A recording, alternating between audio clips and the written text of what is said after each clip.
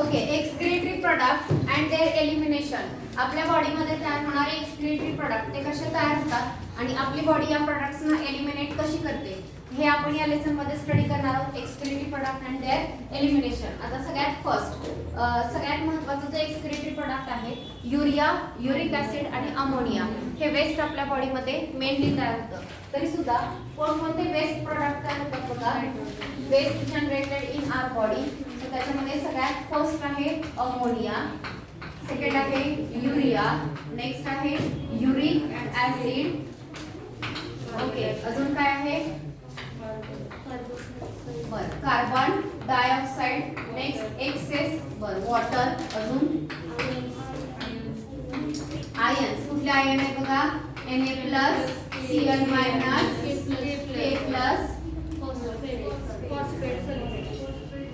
Phosphate आणि sulphate. अजून काय आहे?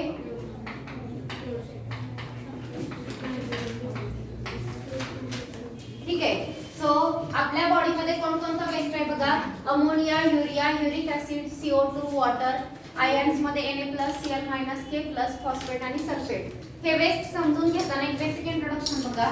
आपल्या बॉडीमध्ये जे आपण डायजेस्ट करू शकत नाही, डायजेस्टिव्ह सिस्टीम तुम्ही आधीच पाहिलेला लेसन आहे. स्टमक, स्मॉल इंटेस्टाइन, त्यानंतरचा नेक्स्ट लार्ज इंटेस्टाइन, ॲनस हे पार्ट याच्यामध्ये येतात.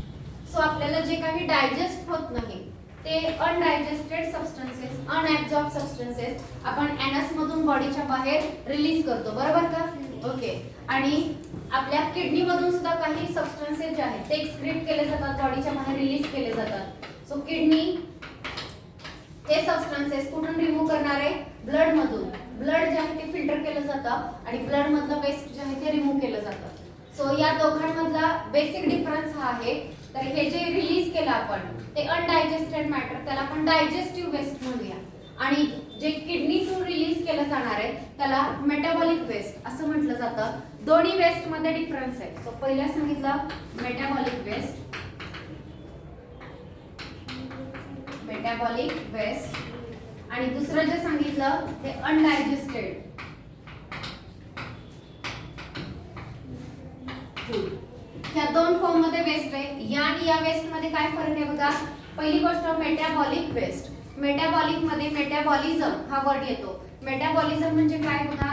आपल्या बॉडीमध्ये सेल मध्ये वेगवेगळ्या रिॲक्शन चालू असतात. कुठल्या? Anabolic and catabolic. हा सगळ्यांना माहिती आहे म्हणजे एनाबॉलिक आणि कॅटाबॉलिक. एनाबॉलिझम म्हणजे काय?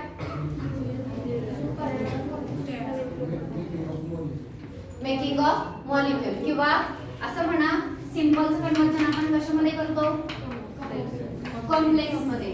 येस, तुमच्याकडे सिंपल कार्बन आहे, नायट्रोजन आहे, ऑक्सिजन आहे, हे सगळं एकत्र घेऊन प्रोटीन तयार करणं. सो सिंपल किंवा अमीनो ऍसिड आहेत आणि अमीनो ऍसिड कनेक्ट करून प्रोटीन तयार करणं, ही जी प्रोसेस आहे याला काय म्हणणार तुम्ही? एनाबॉलिक. तुमच्याकडे सिंपल आहे ते कनेक्ट करून तुम्ही कॉम्प्लेक्स तयार करताय. आणि कॅटाबॉलिक जी रिॲक्शन आहे याच्यामध्ये कॉम्प्लेक्स सबस्टन्सेस ब्रेक केले जातात आणि काय तयार केले जातात? सगळ्यांना हे समजलं? कॉम्प्लेक्स फॉर एक्झाम्पल आपण ग्लुकोज खाल्लेला आहे. ओके, तर ग्लुकोज आपण ब्रेक करणार आणि त्याच्यापासून एटीपीच्या फॉर्म मध्ये एनर्जी तयार करणार. सो ती कसली प्रोसेस झाली? कॅटाबॉलिक. सो दोन टाइपच्या प्रोसेसेस आहेत, एनाबॉलिक ॲज वेल ॲज कॅटाबॉलिक. इथपर्यंत कळलं? आणि ह्या दोघांना एकत्रितपणे आपण काय म्हणतो? मेटाबॉलिझम. सो हे मेटाबॉलिझम कुठे होणार आहे? Inside the sale.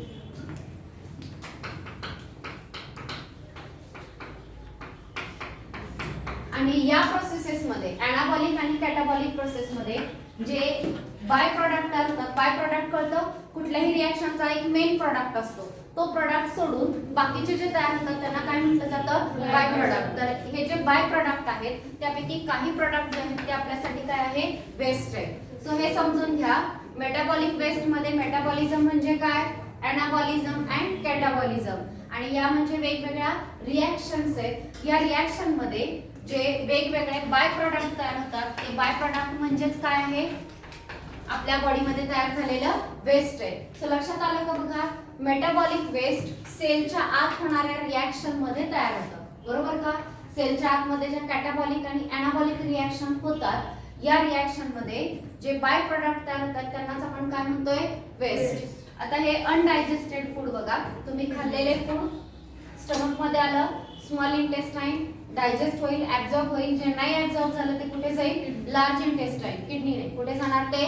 Large intestine. आणि लार्ज इंटेस्टाईन ऍनस मधून बॉडीच्या बाहेर रिलीज केलं जाईल. बरोबर का? हे वेस्ट सेलच्या आत तयार झालंय. नीट विचार करून सांगा, इथं जे वेस्ट तयार झालं हे सेलच्या आत तयार झालं. तुम्ही खाल्लं, सेलच्या आत गेलंय का?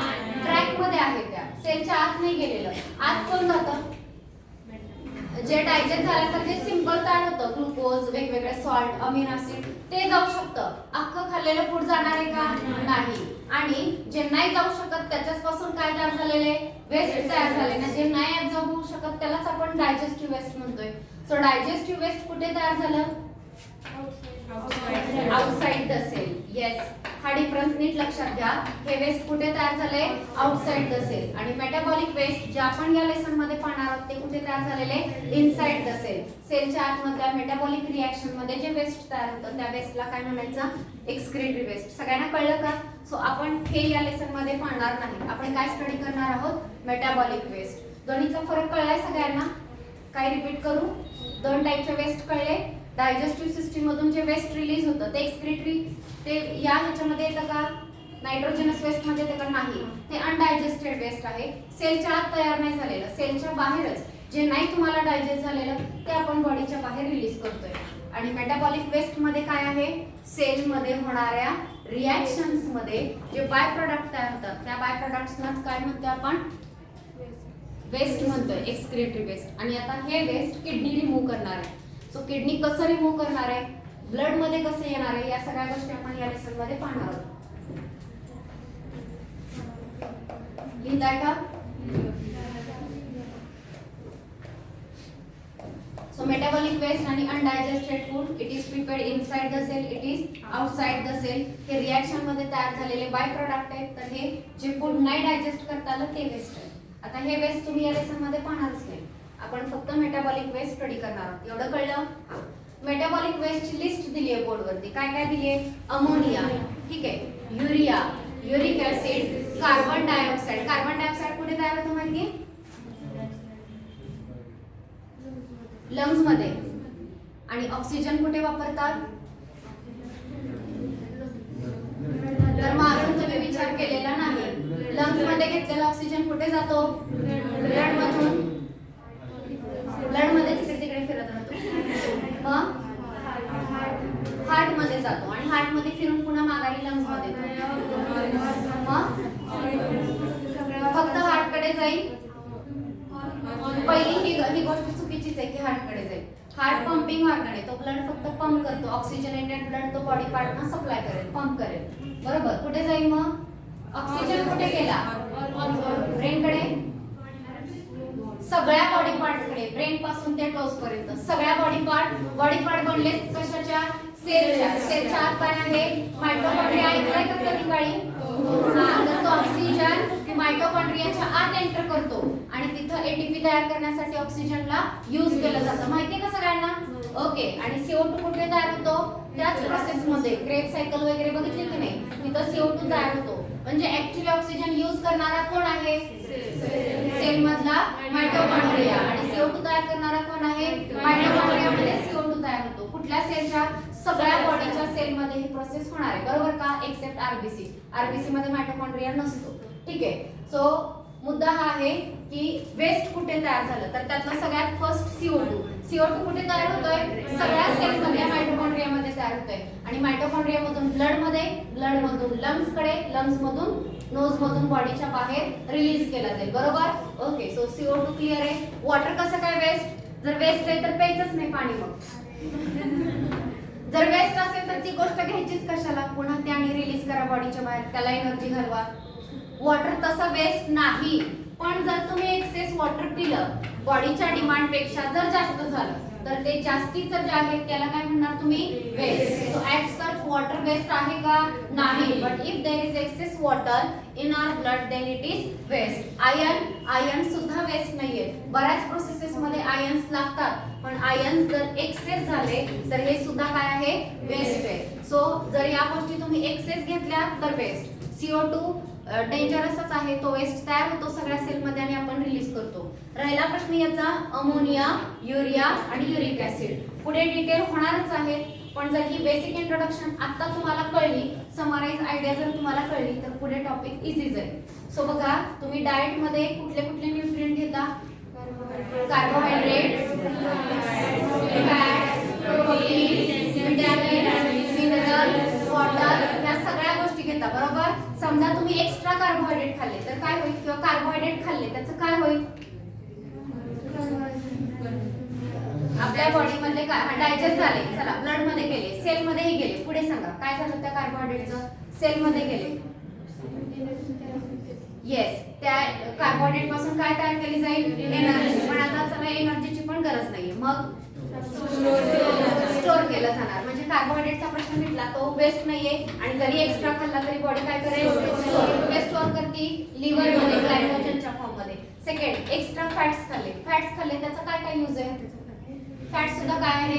एनर्जी गिव्हिंग आहे. सेलकडे गेला, गरज असेल सेलला, सेल एनर्जी तयार करेल. गरज नाही तर काय करेल? कुठे स्टोर करेल? ऍडिपोज कनेक्टिव्ह टिश्यू. येस, त्या टिश्यू मध्ये फॅट स्टोर होतील. ओके, ह्या दोन्हीचा प्रश्न समजला. वॉटर एक्स्ट्रा आपण घेतलं, युरिन मधून बॉडीच्या बाहेर जातं हे तुम्हाला कळलेलं आहे. ओके, नेक्स्ट सॉल्ट एक्स्ट्रा घेतले, तेही जातात. व्हिटॅमिन जर एक्सेस असतील आणि वॉटर सोल्युबल असतील तर ते युरिन मधून बॉडीच्या बाहेर जातात. फॅट सोल्युबल व्हिटॅमिन युरिन मधून एक्सक्रीट होत नाही, ते एक्सेस बॉडी मध्ये साठवून राहतात. ओके, कार्बोहायड्रेट झालं, फॅट झालं. प्रश्न राहिला प्रोटीनचा. तुम्ही एक्स्ट्रा प्रोटीन खाल्लं, प्रोटीन डायजेस्ट केल्यावर काय तयार होतं? फायनल एंड प्रोडक्ट काय? सगळ्यांनी आन्सर द्यायचे. आधीचा टॉपिक शिकलाय की नाही? प्रोटीनला डायजेस्ट केल्यानंतर, कंप्लीट डायजेशन झाल्यानंतर अमिनो ऍसिड तयार होतात, बरोबर? Amino acid small intestine, stomach या सगळ्यांमधून जाईल कुठे? ब्लड मध्ये. ब्लड मध्ये कुठे जाईल? ब्लड मधून सेल मध्ये. ओके, आता सेल मध्ये गेल्यानंतर लास्ट बेंच लक्ष द्या, त्या अमिनो ऍसिडचं काय केलं जातं बघा. फॉर एक्झाम्पल सेंटरला कार्बन, इकडे अमिनो COOH, हायड्रोजन, हे बेसिक स्केलेटन झालं. चेंज होणारा ग्रुप आहे R. अमिनो ऍसिड 20 प्रकारचे असतात. 20 प्रकारच्या अमिनो ऍसिड मध्ये R ग्रुप प्रत्येकामध्ये वेगवेगळा आहे. काहींमध्ये हायड्रोजन असेल, काहींमध्ये CH3 असेल, कोणाकडे CH2OH असेल, या पद्धतीने. ठीक आहे, मी R लिहिते. सो हे अमिनो ऍसिड आहे, सेल मध्ये गेलं तर हे जे अमिनो ऍसिड आहे, एकतर गरज असेल तर त्याला प्रोटीन तयार करण्यासाठी वापरलं जाईल. आपली बॉडी काय करेल? प्लांटचे प्रोटीन खाल्ले, प्लांटचे प्रोटीन आपण ऍज इट इज वापरत नाही. ते प्रोटीन आपण काय करतो? डायजेस्ट करतो. काय तयार करतो? Amino acid. Amino acid cell मध्ये जातात. सेलला प्रत्येकाला आपले आपले वेगवेगळे प्रोटीन लागतात. सेलला जे प्रोटीन तयार करायचे ती त्या अमिनो ऍसिड पासून काय तयार करेल? प्रोटीन तयार करेल, बरोबर का? पण समजा नाही करायचं तर मग काय करायचं या अमिनो ऍसिडचं? तर सगळ्यात महत्त्वाची गोष्ट, as it is excess amino acid store होत नाही. बाकीच्या ठिकाणी तुम्ही सांगितलं की कार्बोहायड्रेट एकतर एनर्जीसाठी वापरणार नाहीतर स्टोर करणार, फॅट एनर्जीसाठी वापरणार नाहीतर स्टोर करणार, अमिनो ऍसिड कशासाठी वापरणार? प्रोटीन तयार करण्यासाठी वापरणार. नो डाऊट त्याच्यापासून एनर्जी सुद्धा तयार होऊ शकते. अमिनो ऍसिड पासून एनर्जी पण तयार होते, त्याच्यापासून आपल्या बॉडीचे प्रोटीन सुद्धा तयार होतात. पण समजा दोन्ही पण डिमांड नाही तर त्याला स्टोअर करता येत नाही. मग काय करतात? यातला हा ग्रुप रिमूव्ह करतात. अमोनिया ग्रुप रिमूव्ह केला, त्याला म्हणायचं डिअमायनेशन. अमोनिया रिमूव्ह करण्याला डिअमायनेशन म्हणायचं. हे जे रिमेनिंग स्केलेटन आहे हे ग्लुकोज मध्ये कन्वर्ट केलं जातं वेगवेगळ्या प्रोसेसेस मध्ये. सो ते ग्लुकोज मध्ये कन्वर्ट होईल. हा जो अमोनिया रिमूव्ह झाला, इथपर्यंत कळलं मी काय काय सांगितलं? चला रिपीट करा. काय काय सांगितलं? प्रोटीन डाएट मध्ये घेतलं, डायजेस्ट करून काय काय झालं? Amino acid. अमिनो ऍसिड पासून काय काय करू शकता? एनर्जी तयार करू शकता. हा, आपल्या बॉडीचे प्रोटीन तयार करू शकता, पण काय नाही करू शकत? ऍज इट इज स्टोअर करू शकत नाही. गरज पडलीच तर काय केलं जाईल? त्यातलं काय रिमूव्ह केलं जाईल? अमोनिया. या प्रोसेसला काय म्हणायचं? डिअमायनेशन. आणि रिमेनिंग स्केलेटन कशात कन्वर्ट करतात? ग्लुकोज. सगळ्यांना कळलं? म्हणजे स्टोअर करायचं झालं तर ग्लुकोज स्टोअर होतो नाही तर फॅट स्टोअर होतं. As it is amino acid store होत नाही. एवढं सगळ्यांना कळलं? येस. आता हा अमोनिया तयार झाला, कुठून आला हे सगळ्यांना कळलं. हायली टॉक्सिक सबस्टन्स आहे आपल्या बॉडी मधला, बेसिक नेचरचा आहे. ब्लड मध्ये अमोनिया खूप वाढायला लागला, ब्लडचा पीएच बेसिक होईल. बेसिक कळतं ना? 7 pH असेल तर काय असतं न्यूट्रल, 7 च्या खाली ऍसिडिक आणि 7 पेक्षा जास्त बेसिक. ओके, कोणी हा विचार केलाय का बरं ब्लडचा pH 7.2 7.1 असा स्लाइटली अल्कलाइनच मेंटेन करायचा? काय होईल? खूप कमी झालं, खूप जास्त झालं तर एनर्जी कमी होईल. का कमी एनर्जी होईल? हा, आता बेसिक गोष्ट काय बघा, ब्लड मध्ये असेल, सेल मध्ये असेल, वेगवेगळ्या रिएक्शन होतात. रिएक्शन मध्ये काय तयार होते? एनर्जी तयार होते. तेच तुम्हाला पाहिजे, बरोबर? हा, ह्या रिएक्शन कोण कॅटलाइज करतात? कोण कॅटलाइज करतात? एन्झाइम. एन्झाइमनी जर रोल प्ले केला नाही तर एक रिएक्शन व्हायला कितीतरी दिवस लागतील, बरोबर का? म्हणजे एन्झाइमनी काम केलं पाहिजे तर फास्ट रिएक्शन होतील, फास्ट एनर्जी तयार होईल. आता ह्या एन्झाइमनी काम करण्यासाठी कंडिशन्स ठेवलेल्या आहेत. तो स्पेसिफिक पीएच लाच काम करतो, स्पेसिफिक टेम्परेचरलाच काम करतो. त्या कंडिशनला आपण काय म्हणतो? ऑप्टिमम. हा शब्द सांगितला? Yes, optimum temperature, optimum pH. Okay, so आपल्या ब्लडचा हा ऑप्टिमम पीएच आहे एवढा. या पीएच ला त्यातले सगळे एन्झाइम सगळ्या गोष्टी काम करणार. जर पीएच खूप चेंज झाला तर एन्झाइम रोल प्ले करत नाही, एनर्जी तयार होणार नाही. येतं लक्षात? येस, तो एक प्रॉब्लेम. दुसरा, त्याचा पीएच बेसिक झाला, शिवाय सेल मेम्ब्रेन जे आहे ते पण डिस्टर्ब होतं. सेल मेम्ब्रेन, आपल्या सेलचं आउटरमोस्ट कव्हरिंग काय आहे? Cell membrane. हे जर डिस्टर्ब झालं, ब्रेक जर झालं तर ही सेल राहील का?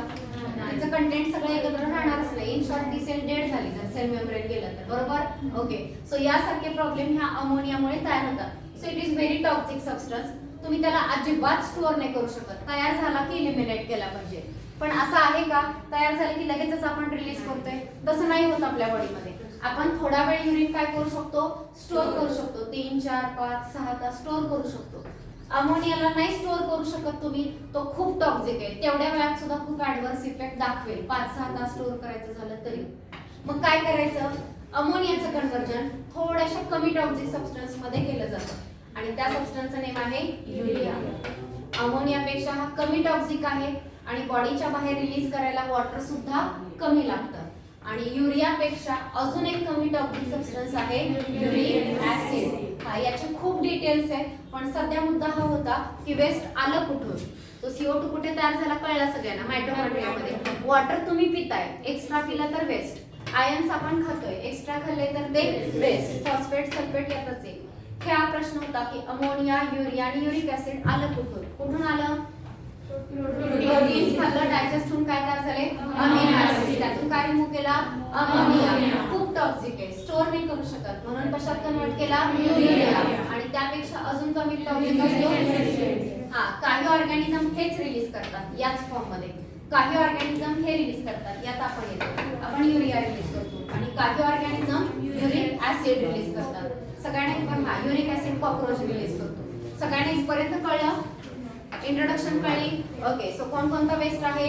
Ammonia, urea, uric acid, CO2, excess water, excess iron like sodium, chloride iron, potassium iron, phosphate, sulphate. Okay, हे सगळं जे वेस्ट आहे, युरिया, युरिक ऍसिड, अमोनिया, हे कसला वेस्ट आहे? Metabolic waste. कशात तयार होतं? मेटाबॉलिझम. मेटाबॉलिझम म्हणजे आपल्या बॉडीमध्ये होणाऱ्या रिॲक्शन, एनाबॉलिक आणि कॅटाबॉलिक रिॲक्शन. या रिॲक्शन मध्ये जे बाय प्रोडक्ट तयार होतात त्यांनाच काय म्हणतो आपण? वेस्ट. हे कसं तयार झालं सगळ्यांना कळलेलं आहे. ओके, त्यानंतरचा नेक्स्ट बघा, हे जे एक्सक्रीशन आहे,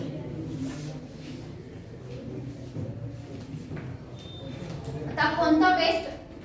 स्टेट बोर्ड जर तुम्ही रीड केलं तर यापेक्षा वेस्ट तुम्हाला एक्स्ट्रा त्याच्यामध्ये ऍड दिसतील. त्याच्यामध्ये त्यांनी बाईल सॉल्ट सुद्धा दिलेले. माहिती आहे ना बाईल सॉल्ट? कुठला? बिलिरुबिन आणि बिलिवर्बिन. बिलिरुबिन येलो कलरचा असतो, बिलिवर्बिन ग्रीन कलरचा असतो. त्यापैकी बिलिरुबिन हे मेन. अजून युरोक्रोम हे पिगमेंट आहे. युरोक्रोम, युरिनचा जो स्लाइट येलोइश कलर असतो तो कशामुळे आहे? युरोक्रोम या पिगमेंटमुळे. सो हे पिगमेंट सुद्धा वेस्ट आहे. बिलिरुबिन आपण अनडायजेस्टेड फूड बरोबर बॉडीच्या बाहेर रिलीज करतो. बिलिरुबिन लिव्हर मध्ये तयार होतं, आरबीसी ब्रेक करून तयार होतं आणि फिसिस बरोबर रिलीज करतो. युरोक्रोम आपल्या बॉडीमधल्या मेटाबॉलिझम मध्ये तयार होतं, जे कशामधून रिलीज केलं जातं? युरिन मधून. सो हे पिगमेंट सुद्धा आहे जे वेस्ट म्हणून बॉडीच्या बाहेर रिलीज केले जातील. अजून हार्मोन्स दिलेले आहेत. आपल्या बॉडीमध्ये कितीतरी प्रकारचे हार्मोन्स तयार होतात, तर ते जे हार्मोन्स आहेत त्यांचा एकदा रोल प्ले करून झाला की मग त्या हार्मोनचा यूज नसतो. त्यांचं काम एकदा झालं की ते बॉडीच्या बाहेर रिलीज केलं जातं. त्यानंतर एक्सेस व्हिटॅमिन मी मगाशी सांगितलं, पण त्यात पर्टिक्युलरली वॉटर सोल्युबल व्हिटॅमिनच आपण युरिन मधून रिलीज करणार आहोत. सो हे सुद्धा आपल्या वेस्ट मध्ये इन्क्लूड केलं जातं. इथपर्यंत सगळ्यांना कळलंय का? हा, एकदा बघा बुक मध्ये.